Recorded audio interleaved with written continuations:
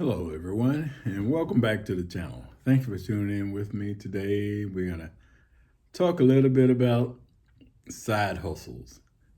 We hear that a lot, folk talking about side hustles, especially after retirement. We look for opportunities and ways we can always help to make a little bit extra just to do a few things, whether it's go on vacation or just buy a little something extra for the house or something breaks in the house that you want to get repaired through a professional. So we at times look for side hustles. It's just something to do just to make a little bit extra. Well, after my retirement, that's what I did. I thought of some great opportunities that I kept hearing about from time to time, and a long time ago, I had done something that I thought was really interesting, and that at the time I made really good money doing it. But I have to realize that things change as you get older. Life change as far as regulations and something like that. Because I used to work in my job, and I used to go up to New York a lot, to the Chinatown, as they call it, and just buy stuff. And I wasn't doing it because I just didn't know it about it. I thought everything was fine with it. I thought that was a good opportunity. I had a few people come and tell me that, oh, we go up to Chinatown and buy some things and come back and resell it, and you make a little bit of money, and people really like that type stuff. So I looked it up and looked into it as much as I could at the time. And sure enough, people were, happy about items from Chinatown, and they thought it was a good thing if someone could do that. Since I had worked for the airline, I said I can go up anytime. So one particular day, I got up and went and got a bunch of purses and stuff. I wasn't sure, I didn't know anything about fake or not. It was just inexpensive to me. So I bought a bunch of stuff and brought it back and sold it and did well.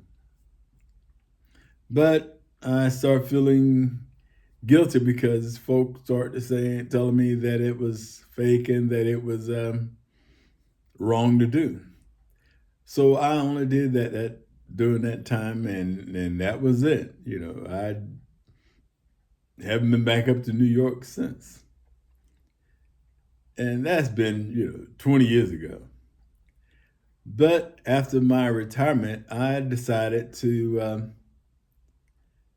try to find me a side hustle, and I knew about different things because people would say, "Well, I do this and that, and I make pretty decent and don't have to work hard and stuff." So I said, after my retirement, I'm not interested in working hard.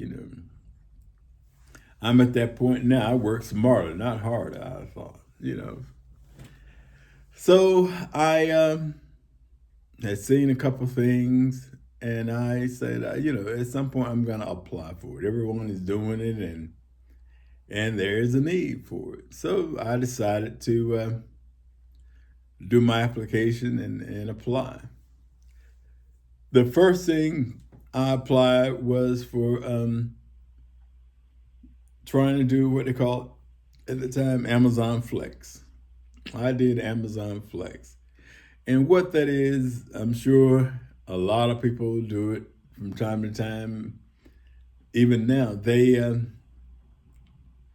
have Amazon. You hear about people, oh, Amazon come by my house all the time or regularly or something like that.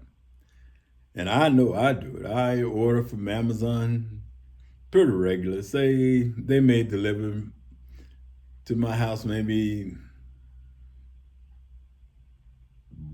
a couple times a month or so. And I used to wonder, I said, man, I bet that'd be pretty good to do something like that, and that you don't have to work hard. And so, because I've never ordered any big stuff online, I think that's something that I would rather see it. If I'm going to order an expensive item, I want to go and pick it up, look at it, and feel it. But some people just really enjoy ordering online. So I did the application, and they told me, well, you qualify. So in doing that, I want to share with you what that means to do it, how I went about it.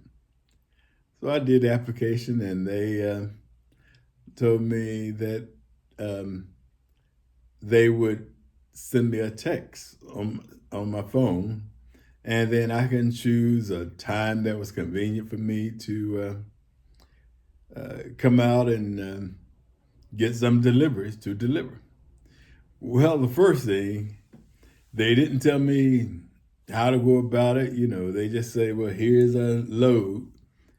And they came out with a little cart and had a bunch of boxes and little envelopes and just stuff on a cart. They rolled the cart out to my car and say, okay, thank you for coming. And, we'll send you more texts when we have more stuff to go out. And it was amazing because there were, I bet you, 20, 30 different cars behind me that were going, and probably that many in front of me, that were getting stuff to deliver. But I guess you're supposed to go online and maybe YouTube or something like that, or ask someone, how do you deliver? You look at the address and you find it. And so I think they may have told me that you pull it up on your, on your app, on your phone. When you do it on your app, it'll tell you, okay, uh, this particular package goes to this house at this address. And you look through all your packages and you find that package that you need to deliver. So I grabbed that packet and I'm on my way. Now I go around and deliver, and at the time I was living in Irving, Texas, and so I would get the package and deliver it. And it was interesting because I think the first day I had maybe about 50 or 60 packages to deliver, items to deliver. Well, each one supposed to take you about 5, 10 minutes because the way they do have it, and is a method to it. You might have 5 packages on that street at different houses, but you have to know that, and that's something that I guess supposedly experience will teach you. So that first day I had signed, when I did it, I got my 60 packages and I had 3 hours to deliver. And they told me, well, you get X amount of dollars when you finish. You don't have to come back here, just go on home. And I said, well, this is not bad. I don't have to talk to anybody and entertain anybody. Just add my packages and go deliver, and that's it. Well, since they didn't tell me how to do it, I would got the first package delivered, and then I looked on my thing and it says your next package is such and such street, maybe a street over or something like that. Well, the problem was I just threw everything in the car without any method to it and anything. So I see the address and the name of the delivery. So now I got to find the package, what it is. Is this large, small, or what? So I finally found it, and deliver it. Well, the first time, like I said, it's supposed to take 3 hours for all my deliveries. I wind up taking about 4 or 5 hours doing deliveries. And I tried some of everything, thinking I was so frustrated in doing it. And then I think I looked at all the addresses and was looking at like in Irving area. When you deliver, it's a lot of places, say little communities, and each address have say Flower Mound.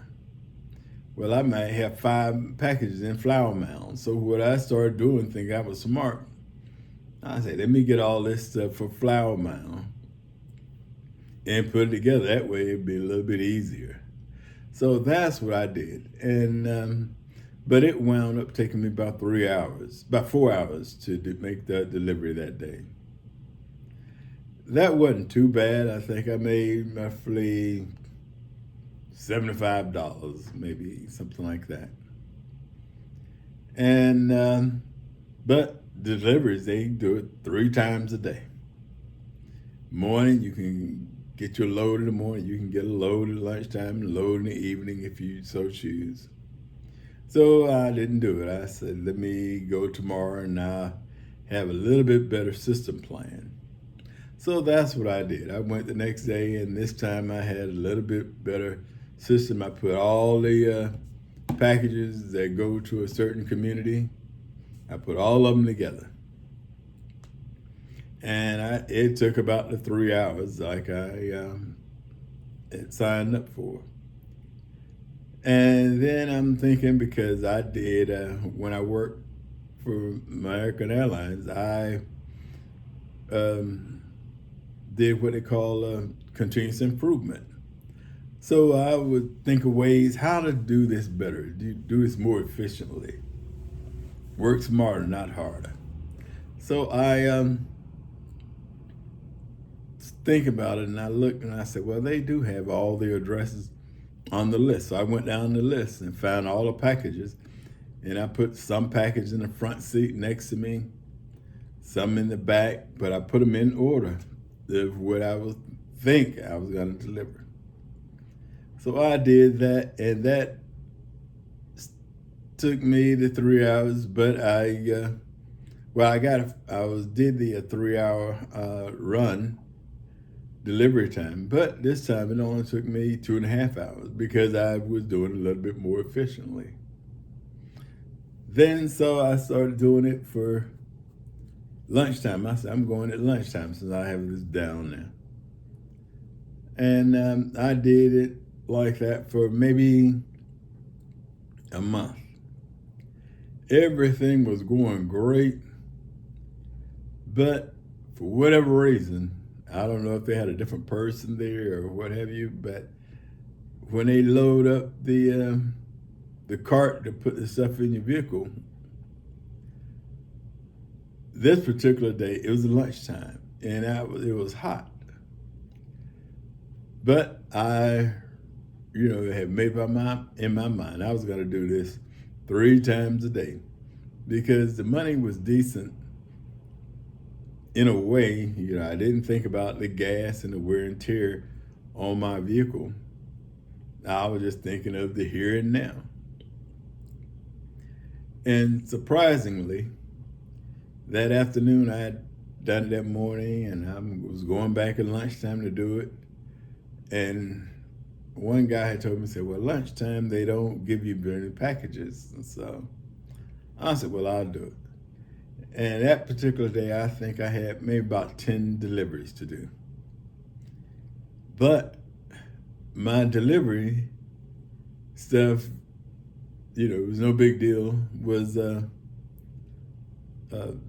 didn't know people order it, but a 24 bottle of water, a case of water.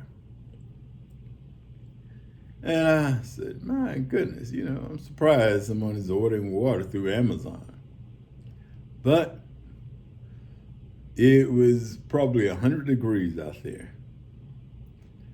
I got that first bottle of water, looked up, and it was an apartment complex. And Texas is one of those places, it's a city, big city around Dallas, where a lot of the apartment buildings go up to like 4 flights of stairs, and people live on the fourth floor. You have delivery to them. It wasn't bad at first because I was delivering small packages, put an envelope at your door. But this particular time, I had a case of water to deliver. Mind you, it's 100 degrees out there. So, and I'm a big guy, so I got to climb those 4 flights of stairs to those apartments and take this case of water. I am not feeling good at all. Then, when I get back downstairs, I look, and it's 2 cases I needed to take. It was another one for her. It was a lady. And I had to go up the flight of stairs again with that case of water. I could not believe it. And, I'm thinking every step I take, I'm thinking, I should just take this water out of this thing, just throw it up the stairs and let her get it. But, being doing the right thing and with my integrity, I said, I'm taking it up there. After I got up them stairs and come back down, I wasn't dizzy, but I think I was close to it. I came to the conclusion, that's it for me. I'm not doing this Amazon stuff anymore. Certainly not taking somebody some water. And I'm thinking, all kind of stuff. What kind of person would order water from Amazon? And so I finished those packages that day at lunchtime. And I did go back in the afternoon one time, not that day, another day. And then I found out that late in the afternoon, you might only have maybe 2 or 3 deliveries, but you still get paid for 3 hours, And I said, this is good. So I did that for another month like that, just do it in the afternoon. So, but then during that month that I was doing it, somebody ordered water late in the afternoon. I got there, and it was an apartment complex. Lo and behold, it was on the 4th floor again. But there was only 1 case. I said, okay. I took that case, 24 bottles of water, up those stairs. Even though it was late in the afternoon, I was still not happy. And I did the right thing. I put the water there, knocked on the person's door, and it was a lady again. And she came to the door, and usually, Amazon, at least at the time, did not allow, and they would tell anybody, well, I think it's here too, because I never give tips, even though I should. But I greeted the lady. She got her water. Can you sit inside for me? I sat it inside in her apartment. Came on back down the stairs. And from that day, I say, that's it for me. This is one side hustle I don't need. And that, to me, is one of those things where as you get to your retirement, you realize that there's certain things that you've been blessed to do, and to get to that point of retirement, you can't do everything. You don't want to do everything. You don't want to go and say, I'm going to be a delivery person, especially when you don't know all there is about it. And you just take it upon yourself. And that's what I did. So from that point on, I said, I certainly will not be a person who just think all side hustles are the same. They're not. You do have to be picky and choosy about any kind of side hustle that you might have, or that's something that you feel you want to make a little extra money at. There's nothing wrong with going and doing something that making a little extra, because we all can use a little extra from time to time. But be mindful, don't just push yourself. You're blessed, you're able to retire, especially somewhere like Texas, when it's hot and everything. Don't hurt yourself just trying to do it, saying you need it, you want it. Hey, there's always something that you can do that is not going to be as tough as delivering cases of water upstairs. Therefore, I just say, find something you enjoy doing and do that. And I think it's good to share that with those that you may see or know about from time to time that want to have a side hustle. Make sure you explain to them what it is that, if you know what it is that you do and how it's done, so that they can have a clear understanding.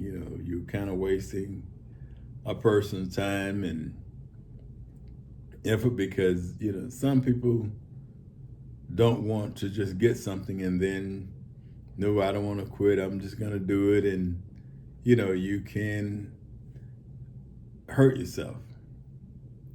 So feel free to just do something that you enjoy, that you like, and hope that if you need to or want to, that you make a little extra. But if not, feel free to just leave it be. Don't hurt yourself. Remember, you are retired. Things will work out. If you need it, it'll come. I ask that you share this message with anyone that you come in contact with that you think might can find some benefit in what I'm saying, or that you like what I'm saying. Please give it a thumbs up. And again, please subscribe to the channel. Thank you for tuning in to Neal Talk. Have a great day.